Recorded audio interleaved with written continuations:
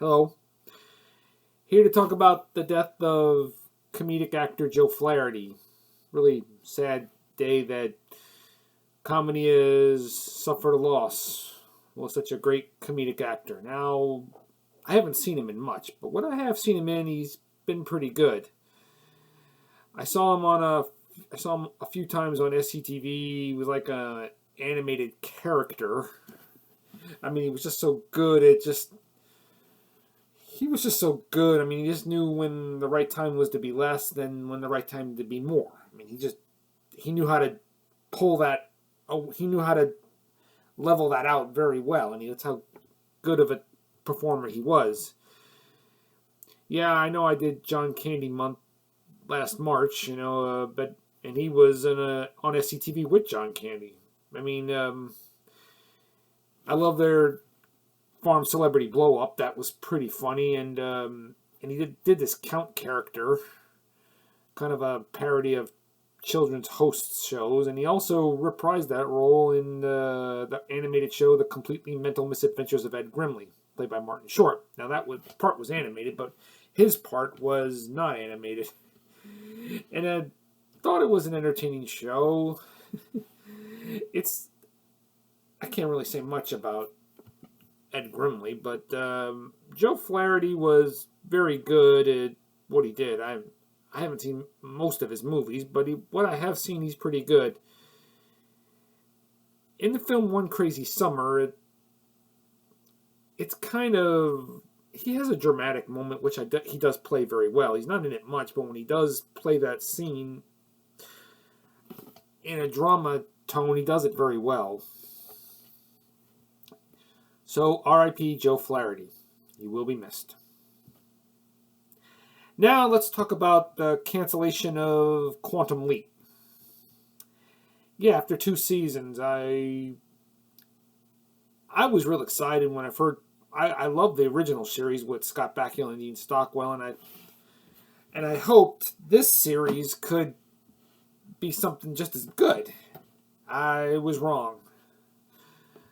The first couple of episodes, of the first season, it was struggling in ratings.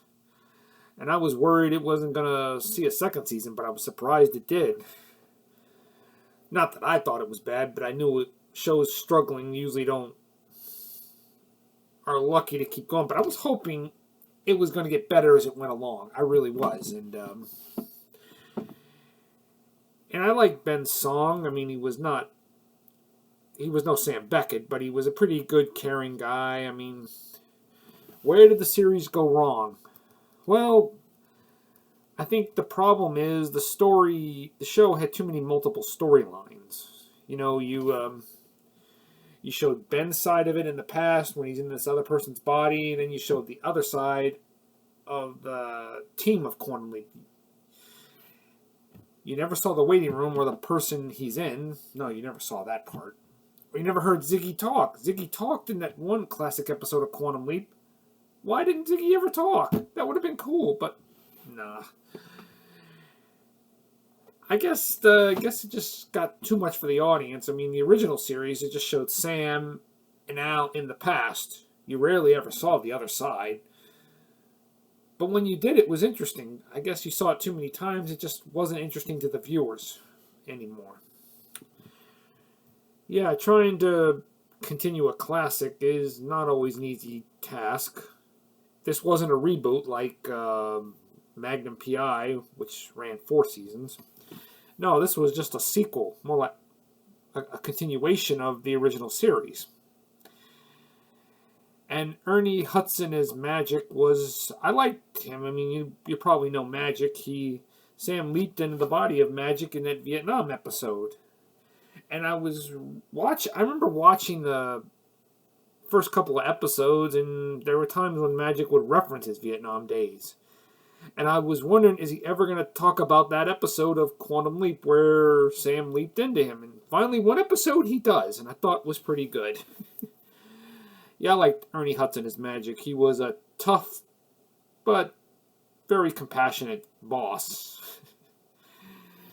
I mean, he didn't really think of the team of the Quantum Leap team as workers. He thought of them as all family, and I thought it was pretty cool. And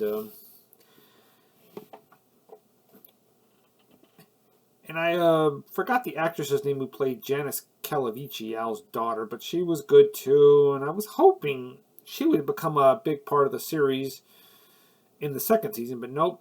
She only appears in one episode, which I was disappointed with. And Susan Dole as Beth, the Al's wife, who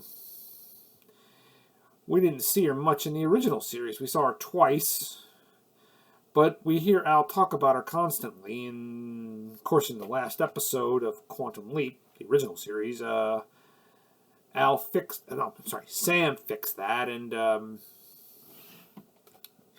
I tell you, he went back to Beth's house, and I mean, she was pretty sure that Al was dead, and she tells him Al's alive and he's coming home, and not many people like that ending. I won't confess. I'll confess, neither did I at first, but looking back on it again, I guess Sam did a pretty noble thing. He sacrificed his own happiness so Al could have his, which was pretty noble. Beth does come back once or twice in the show, but she doesn't. She plays really a supporting character. She doesn't really play a main character. Of course, she knew that going in. In the second season, it was confirmed that she and Magic are in a relationship.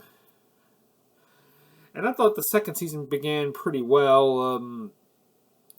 When Ben leaps into this, Ben thought he was going to leap home, but he leaps into these survivors of this crash, and they have to deliver this big thing across enemy lines. And when he sees one of his colleagues, he's like, "Where have y'all been?" Throughout the whole episode, we don't see him. Nobody contacts him and all that stuff. But then at the end of that episode, we later learn why. It's been 3 years. I mean, Ben, it felt like 3 seconds, but to him it was 3 years. And Addison, who was his hologram and Ben's fiance, I mean, she was his hologram throughout the first season, and then the second season when he's shocked when he learns 3 years have passed. And she's moved on to a new relationship because she thought Ben was dead. Sounds almost similar like Beth and Al's situation. Of course, when Ben learns that she's in a new relationship, he's disappointed, but comes to terms with it eventually. And she and Ben later try to work out a good relationship, but then later on she discovering Ben's alive just made her feelings for him come back, and she doesn't. Of course, she lets down the other guy who wanted to marry her. Of course, well, you can understand that. I mean, she thought Ben was dead, and finding out he was actually alive kind of reinserted those feelings. You can understand that, yeah. And I like this woman, played by Eliza Taylor, that Ben kept meeting in his travels. Of course, through her perspective, she sees him as a different person, but it's just interesting how they could, how she becomes thrall to every story, that when he leaps into someone else's body, he comes across her a few times, which I thought was pretty good. I like Eliza Taylor. She's a terrific actress. And then you're thinking she's making this code that's going to bring him home. And Madison goes in the leaping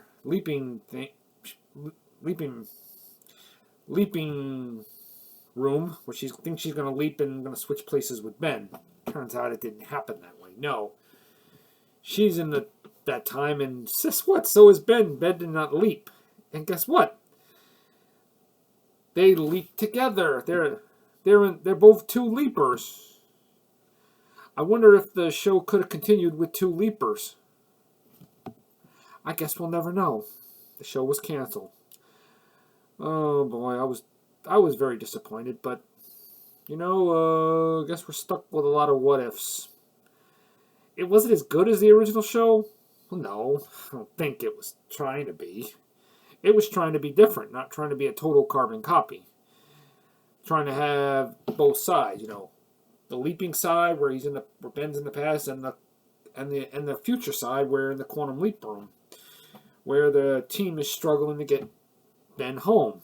Now you can understand them trying to go in a different direction, but I guess it was too many multiple storylines. It was just too much for viewers. Too much. Yeah, guess it was. I guess that's the reason why it just didn't last. Oh, I liked the mystery part. There was a mystery reason why Ben leaped because in the original, Madison was supposed to be, or Addison, I think that's her name, was supposed to be the leaper, but Ben took that jumped ahead of that, and of course, when he leaps to that time, most of his memory gets erased, so he doesn't remember why he leaped. Wait, am I kidding? He totally gets amnesia. He doesn't remember who he is. He does not most of his memory, all of his memory.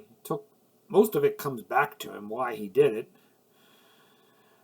But and then it started as the show goes on. It starts to get revealed, and Janice.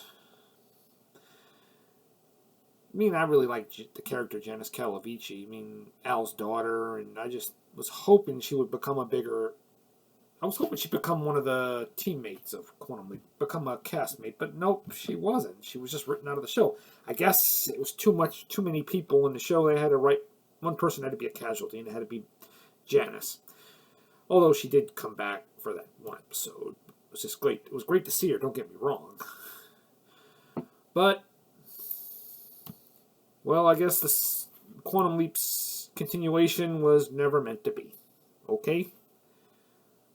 Have a good one.